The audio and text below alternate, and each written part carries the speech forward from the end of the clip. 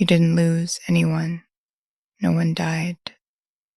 Nothing tragic happened, at least not in a way anyone would name. And yet somewhere inside you, there is a grief you've never quite been able to explain. A quiet ache that shows up on ordinary evenings, in the middle of ordinary conversations, when someone laughs a little too loud or dismisses something you said, and you feel that old, familiar sinking. It's the grief of not being seen when it mattered most. For a long time, you probably didn't have a word for it. You just knew something felt heavy when you thought about being younger. Not dramatic, not abusive, just lonely in a way that no one around you seemed to notice. And because no one noticed, you started to believe it wasn't real, that you were being too sensitive, too much, too dramatic about nothing. But it was real, and it still is. There's a specific kind of grief that INFJs carry from childhood, and it rarely gets named. It isn't grief for something that happened. It's grief for something that didn't. The conversation that never came. The parent who never asked what you were actually thinking. The teacher who mistook your quiet for disinterest.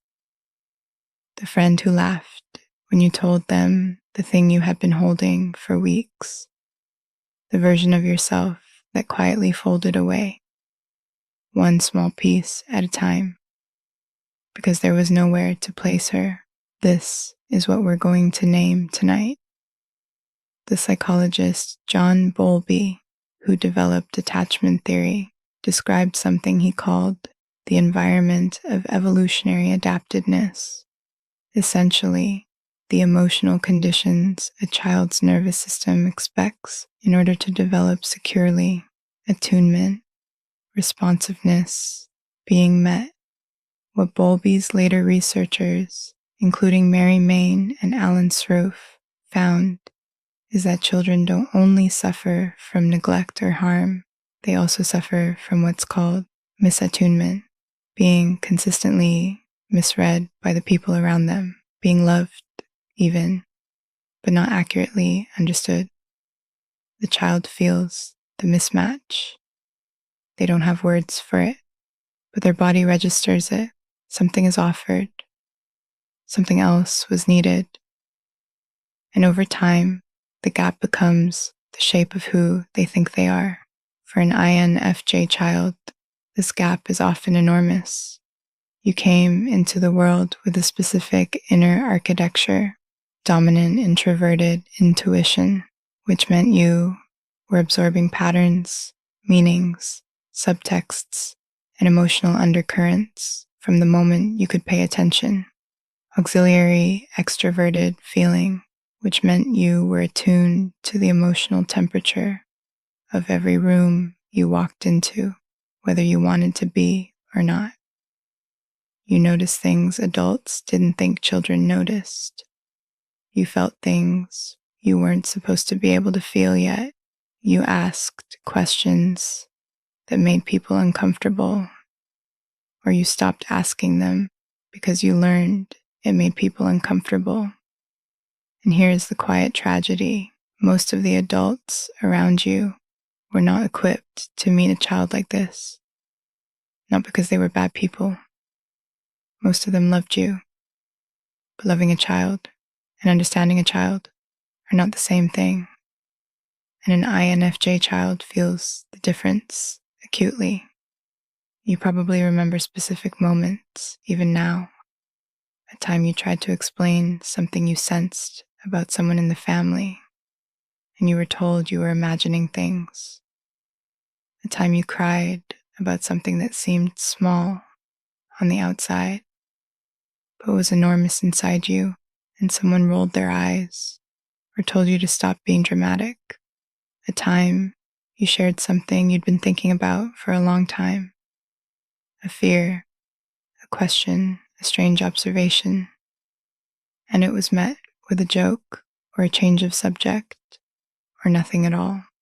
Those moments seem small in isolation, but they weren't small. They were data. Your young nervous system was learning something with each one. This part of me does not belong here. This part of me makes people uncomfortable. This part of me should stay inside.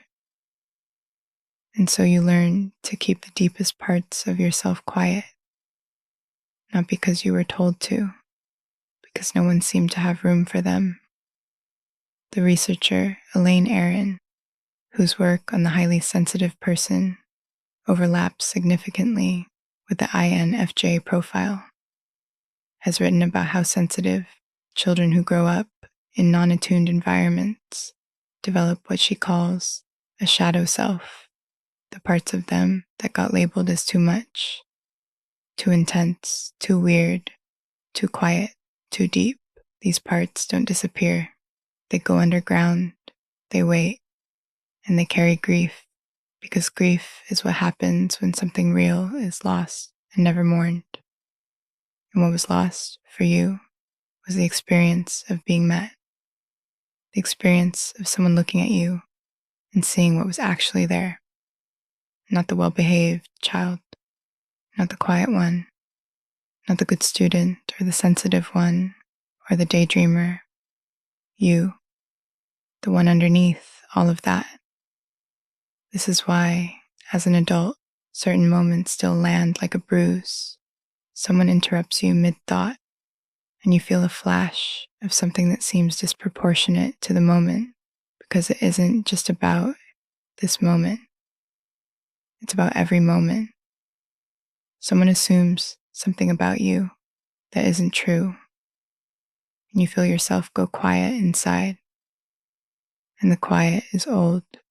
It's the same quiet you learned at 7, at 10, at 14. You are not overreacting. You are re-remembering, and that grief you carry, it's not a flaw, it's evidence. Evidence that something in you always knew it deserved to be seen accurately, that the part of you that folded away wasn't wrong to want more. It was right. It was simply born into a world that wasn't ready for the shape of it. Something shifts when you finally name this. When you stop treating the ache as proof that you're broken and start treating it as proof that you were paying attention. The child you were wasn't too sensitive.